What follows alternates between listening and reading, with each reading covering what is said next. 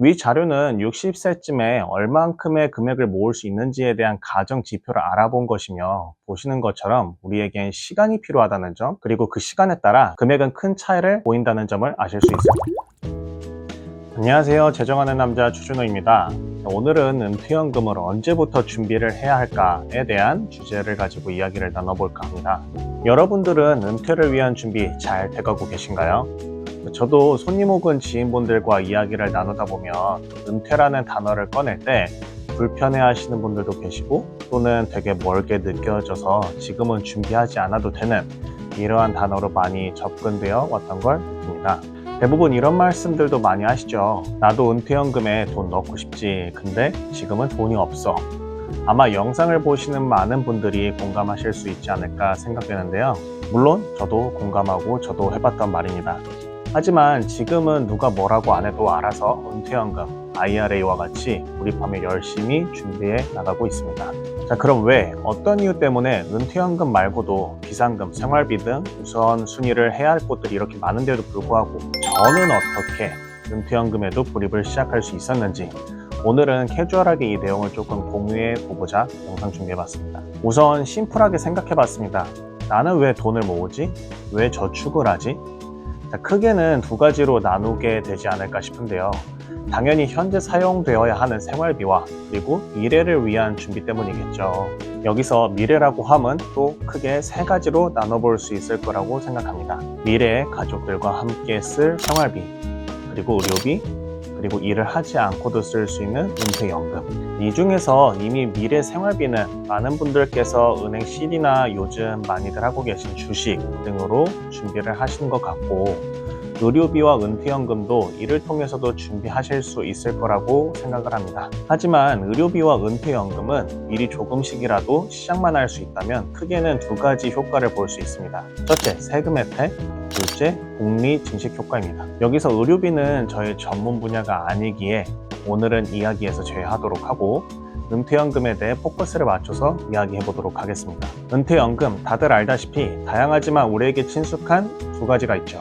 바로 401k와 IRA입니다. 이 두 가지 은퇴연금 계좌에서도 세금 혜택을 미리 받는 것과 은퇴 후에 세금 없이 사용할 수 있는 혜택이 있다는 점은 방금 말씀드린 첫째, 세금 혜택으로 이야기를 해볼 수 있겠고요. 그리고 두 번째 혜택인 복리 효과에 얼마나 큰 효과를 불러일으키는지 참고 내용을 통해 보여드리도록 하겠습니다. 우선 미국에 살고 있는 분들은 각 연령대별로 은퇴연금을 얼마나 모았을까요? 자, 인파워 기관 자료에 의하면 60세가 되시는 시점을 봤을 때 평균적으로는 57만 3천 불 정도를 모으시고, 중간값으로 계산했을 땐 21만 불 정도를 모으신 걸 보실 수 있습니다. 미국 사람들은 401k나 IRA처럼 은퇴연금에 대해 중요하게 교육을 받아서 평균이 높게 나올 수 있을 거라고 생각하는데, 한인분들께서는 이민자분들도 많으시기에 401k나 IRA에 대해 친숙하지 않으신 분들도 많아 불입금이 위에 나온 자료보다 다소 차이가 있는 분들도 계실 수 있을 거라고 생각을 합니다. 그래서 위에 말씀드린 것처럼 복리 효과에 대한 차이와 이해를 위해 중간 정도 값이 되는 30만 불 정도를 모으기 위해 얼마만큼의 금액과 시간이 필요한지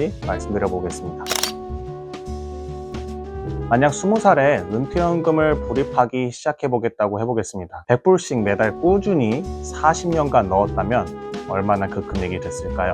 보시는 바와 같이 31만 3천 불 정도가 자라난 걸 보실 수 있습니다. 지금 이 가정에는 꾸준히 매달 100불씩 넣어야 하는 것도 있지만, 우리가 흔히 투자를 하는 S&P 500 평균 지수를 가정해 볼 때 이와 같이 예측해 볼 수 있기에 이 내용을 준비해 봤습니다.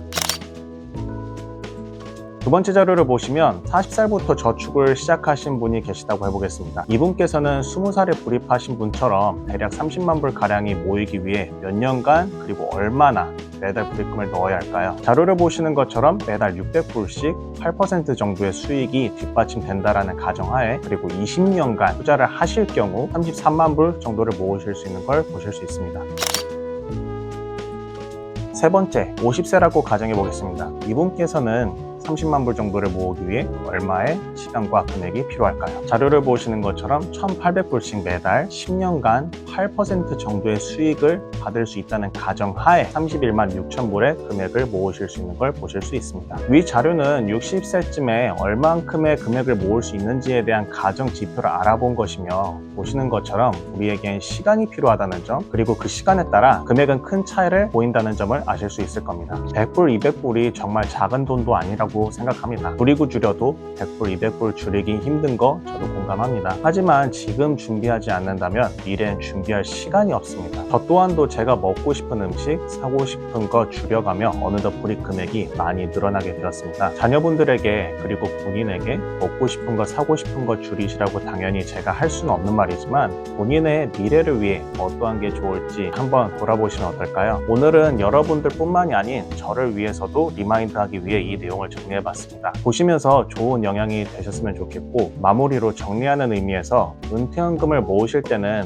401k와 IRA로 잘 모으셨으면 좋겠다는 점, 그리고 본인의 리스크 성향에 따라 다양한 상품들을 꼭 둘러보시라는 점 다시 한번 말씀드리고, 나중에 모아둔 401k, IRA, 그리고 꼭 IRA나 401k가 아니라고 하더라도 이미 어렵게 모아두신 은행 어카운트에 있는 자산을 평생 제공받을 수 있는 연금 방법도 어뉴이티를 통해 걱정 없이 사용하실 수 있는 방법이 있으니 지난 유튜브 내용 꼭 참고해 보시고, 유튜브 보실 시간 없으시면 바로 전화 혹은 이메일로 상담 요청해 주시면 준비하시는 계획에 도움이 되도록 하겠습니다. 오늘도 긴 영상 시청해 주셔서 감사드리며 늘 좋은 일들만 가득하시길 바라겠습니다. 감사합니다.